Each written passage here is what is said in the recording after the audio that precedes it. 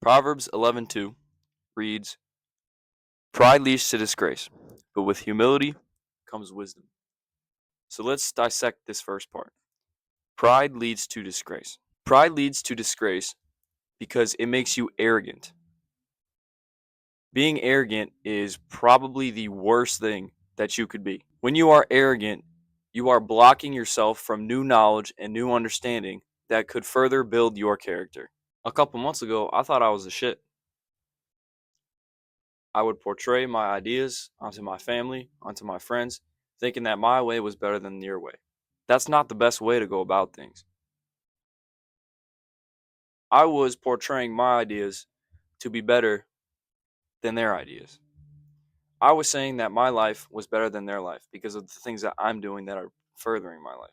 But people have different ideas of the way that they want to live their life. I can't be portraying my version of life onto other people, judging other people for actions that they take when their expectations for them are different than my expectations for myself.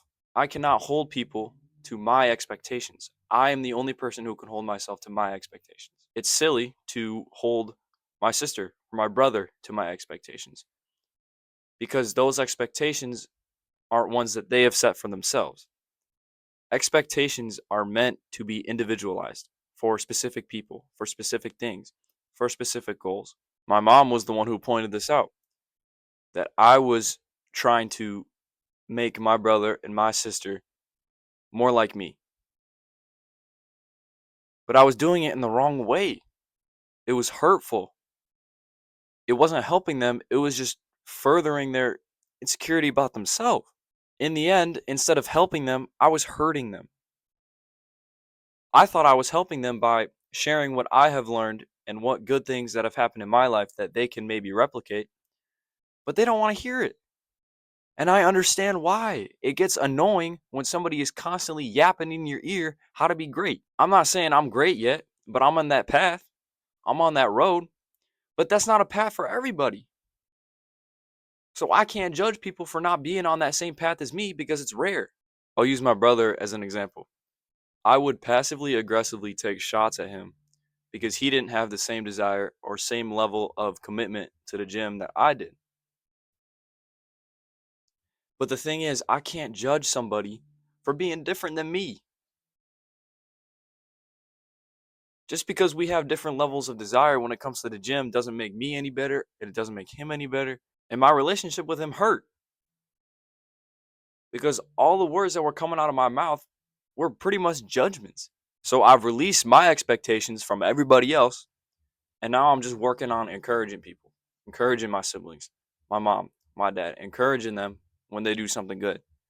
And same goes for me. My parents encourage me when I do something good, and I encourage them when they do something good. And I show my gratitude for them. My brother actually went to the gym with me today, and my cousin, and he's been going for the past week, and he's never done that before.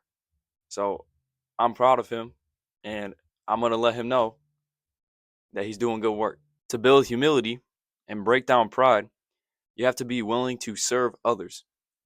Telling my brother that he's doing good work by going to the gym is serving. Doing chores for my siblings is serving.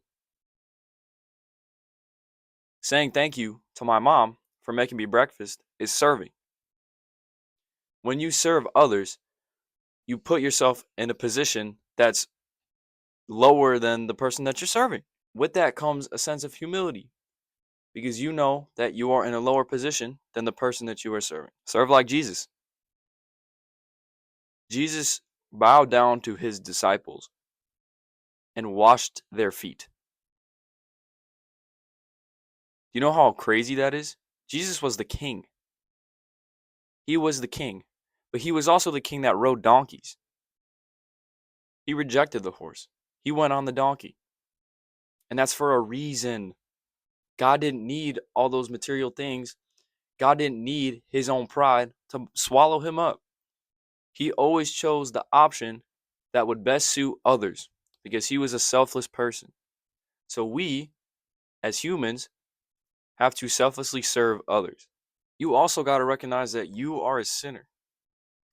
You do not have your life all figured out. You got problems in your own life.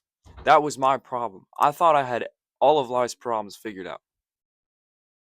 That's what made me prideful. That's what made me judge others because I saw their problems and I was like, yeah, I already defeated that. So I needed to recognize that I'm a sinner, I'm imperfect, I am an imperfect being, and God put me on this earth to serve him, to serve others in a way that doesn't hurt others or that doesn't judge others.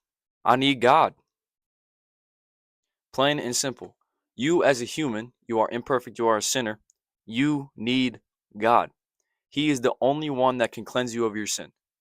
He sent Jesus to die for you on the cross so you could be forgiven.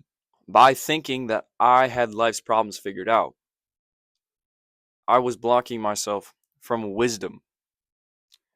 My own arrogance created a blockage of wisdom, which is basically what all of Proverbs talks about is wisdom.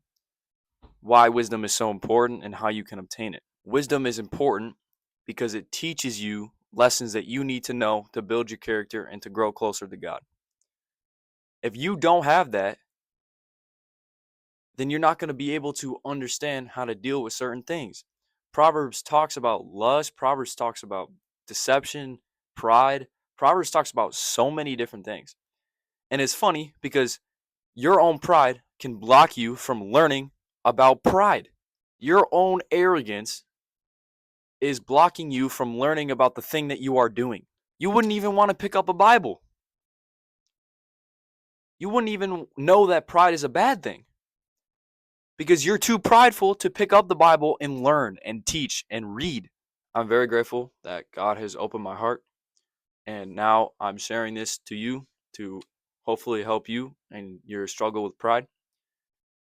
And it's a step-by-step process. You have to break that identity of being prideful and start doing things that will make you more humble, like serving others, putting yourself in a lower position than another person. I'm not telling you to see yourself in a lower position than the person that you're serving. We are all equals. You serving others will build your humility because you are choosing to sacrifice your time and your energy to please somebody else and not your own. I'm going to end with the same verse that I said in the beginning of the video. Proverbs chapter 11, verse 2. Pride leads to disgrace, but with humility comes wisdom. Memorize this verse. It takes 5 seconds. Memorize this verse. Pride leads to disgrace, but humility brings wisdom. Proverbs chapter 11, verse 2. All right, so let's review. So the first thing to gain humility, you must recognize that you are a sinner and that you are imperfect. Number 2, serve others. Serving others will make your life 10 times better. I can promise you that. Don't be judging other people by your own expectations because that's dumb. Because your expectations are your expectations for yourself. You can hold people accountable, but don't set them to your expectation. Thank you for listening. Goodbye.